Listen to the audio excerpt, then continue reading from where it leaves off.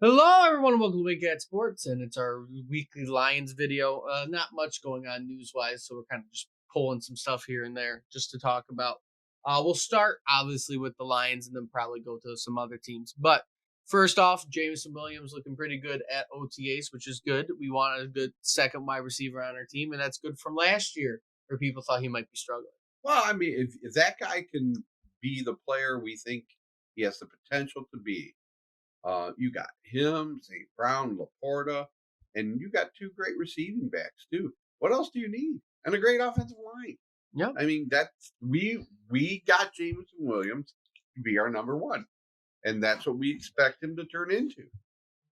No, despite the fact that St. Brown may be the most reliable, Yeah. and certainly the guy who Who is going to probably be our number one. But, I mean, Williams, I don't think he has he's not a deep threat.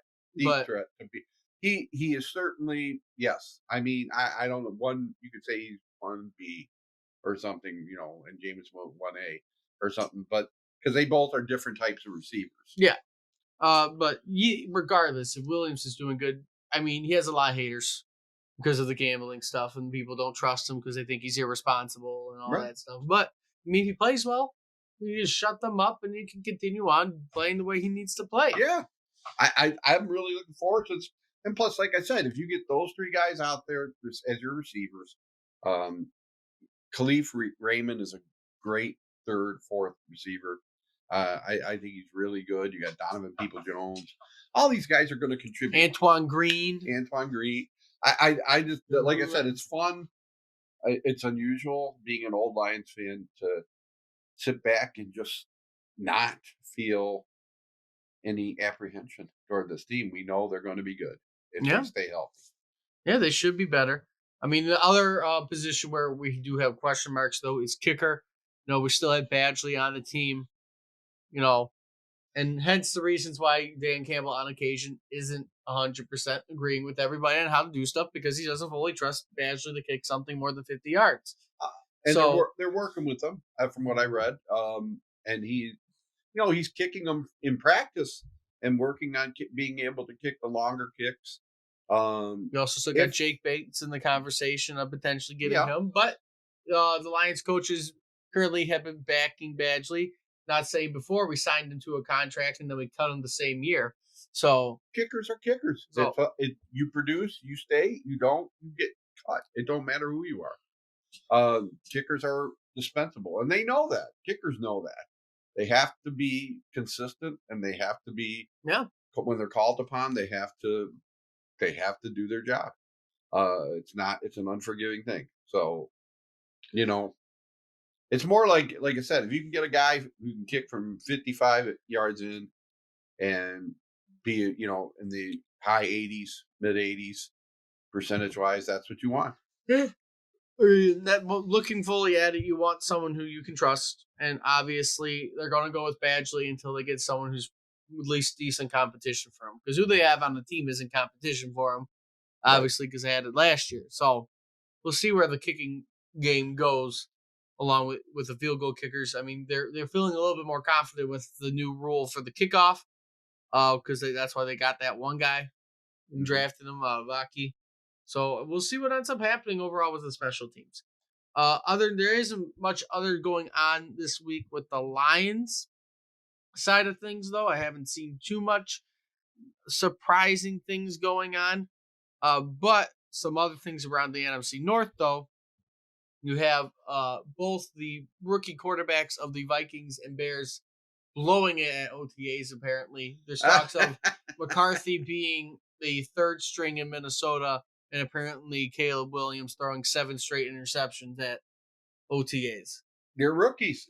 Rookie quarterbacks normally don't have the CJ Stroud type year.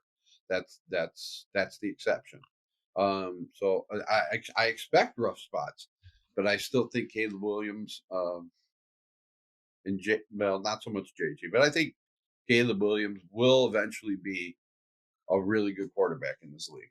I think, when it comes to OTAs and starting out, they say it about almost every single big guy who's coming into the league, who's trying to least get started. Like, oh, he's doing terrible right away. He's not doing well. There's always news out of OTAs and all the practices that just it's no reason to blow them up any more than what a Right. quick story for people to click on. Right. So It's not like they're going all out anyways. I mean, I'm sure Jameson Williams, the type, he gets excited. I mean, he's just a very energetic player, so it's good to hear he's doing good. I want to see some positives for the guy. He deserves it. I mean, yeah, you want good things happening overall. And then another quarterback that hasn't really gotten to play that's kind of been news is what are they going to be doing with Hendon Hookers? There's rumors that they're thinking about maybe trading him for a pick. There's others, I know that the team themselves said they're going to try to develop him as much as they can. So he is a capable backup to Jared Goff. Right. So, I mean, it's kind of a wasted pick. I do agree now that, with the people who are saying, I was excited when they did it because I thought he had a future with us.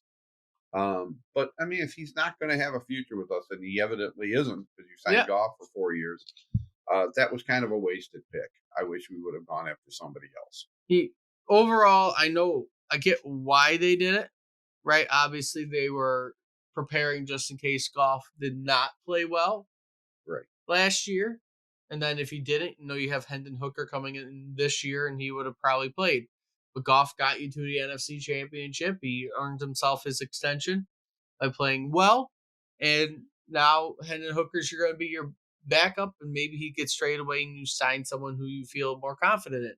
It's going to be a time-based thing with Hendon Hooker. He might be here this year. They don't see too much development this year. They trade for somebody next year. And or you draft your future quarterback next year who's about 6 years younger than Hendon Hooker. Yeah. And you actually go through the full development of a future quarterback because I don't expect Jared Goff to have another extension after this one, no matter how well he plays.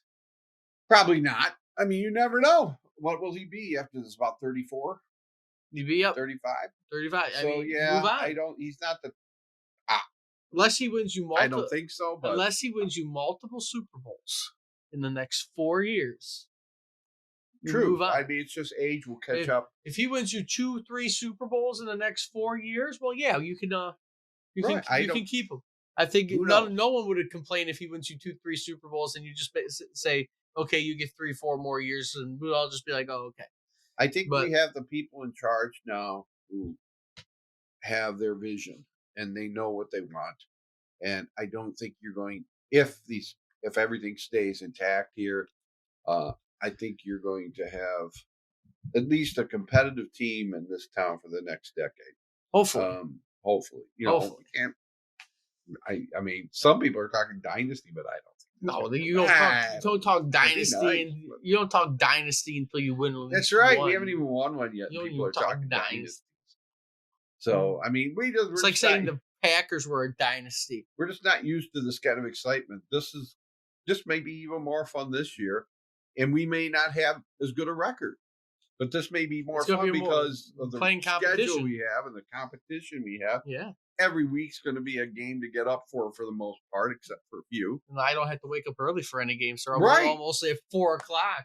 They're 4 o'clock or later, and there's only like 3 5 games on at once. So there's only 3 games on at 1 o'clock. So I mean, this is different. But with all that being said, though, if you like what you see, like, comment, subscribe, let me know what you think about how the Lions have been so far in the last season. Until next time, see everybody soon.